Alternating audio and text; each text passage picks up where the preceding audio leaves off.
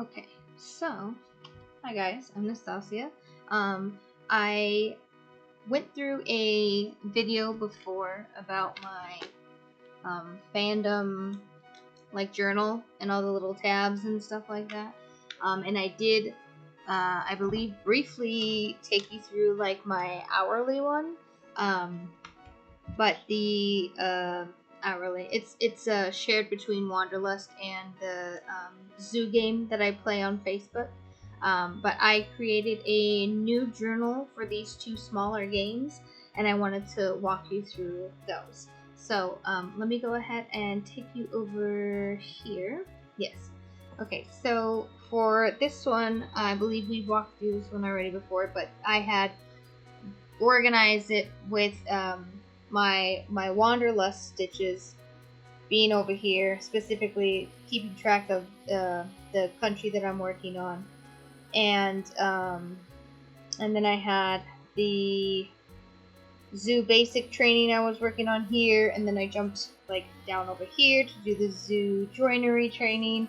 So I was like all over the place, and then this main column here was just keeping track of all stitching, and then I would parse it out over here. So I would track the date, what the stitches were, and everything. I kept Wanderlust in blue ink and the zoo game in black ink. So that's how I kind of like kept it organized. Obviously, this hourly spread is not made for this game. I purchased this journal specifically, or this tablet specifically, for a game that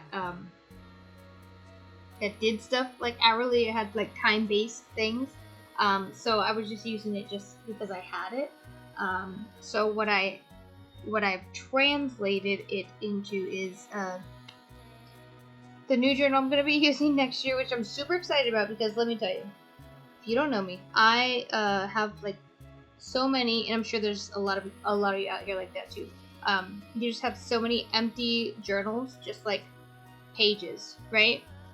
Just books lying around waiting for their time to shine, right? You're waiting for the perfect thing for them to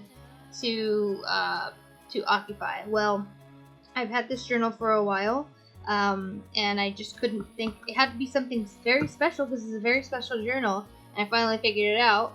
It's exactly for this game, specifically the zoo, because look at this cutie. Not only because he's an animal and I'm playing the zoo game, but also because he's so dang cute and soft and adorable, and I will get to use him every single day.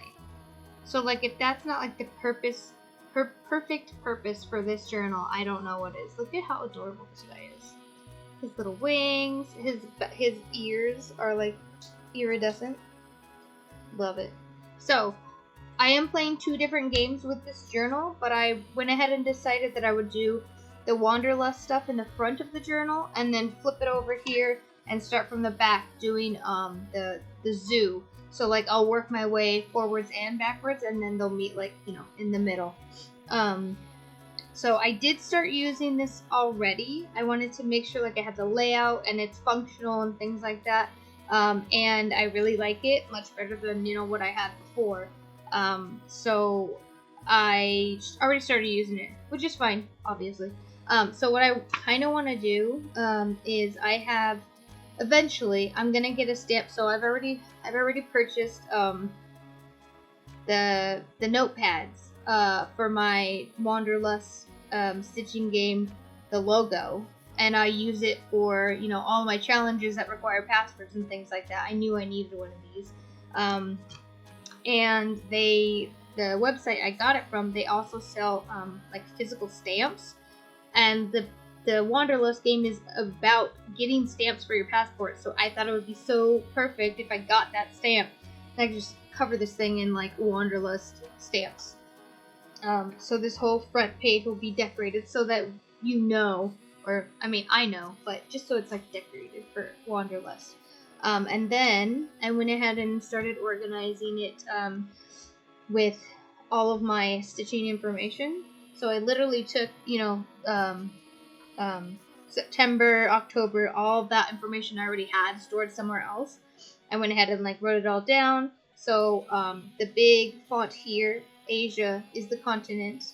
And then I also have, it's kind of hard to see. It says Brunei over here, and then this one says Pakistan. So those were the countries that I was working on.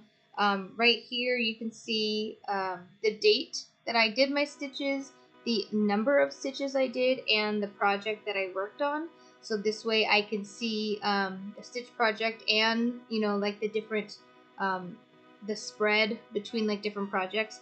And then down here I have the total number of stitches accumulated for this country and what it required. So it only required 2,500, but I did 2518s. And then over here, same layout. So I really like how this, you know, how it's laid out. It's very simple. It's to the point. I might, like I said, when I get that stamp, I think I might, you know, like stamp the page when it's done, just like as another final thingy. So that's how that works out. Oh, also the ones that I'm currently working on, I'll have a running total here, so I don't have to keep like adding it up. And I don't want to do a running total on the page because I think that's cluttered. So I just do a little sticky note. So then for the zoo game, I just did a little insert page afterwards that has like my teams, like all of our like inventory and stuff. So that's just like an additional thing that's constantly changing, so I didn't want it to be permanent. But back here I figure maybe like I'll get some, I don't know, animal stickers or something like that. Just because it's, like I said, the Facebook, I think it's ZooperStitch, something like that is the game. I'll get the info for you guys. But they have the basic part of the game, and then they have like events, like monthly events. So I've decided to have the basic stitching here on the left side, and then on the right side will be the monthly event. So for this month it was like specific training for like the zoo, and you get like benefits of specific training, and then this is like the monthly event here, and then the daily stitching. Obviously, like if it's something that can be double dipped, I went ahead and did, like, let me see, so here it says 10 for 200 went to food, 200 stitches, and then over here it says 10 for 200 went to basic training, since I'm able to double dip for those things. So it just is represented in both.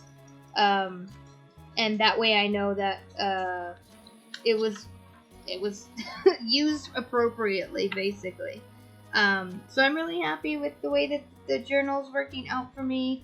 Like I said, I've got this insert of like our team's progress that's constantly changing. And for the zoo, I don't feel it's necessary to track what project I'm working on. I really wanted to make sure I'm tracking what the stitches are going towards, what the points are going towards.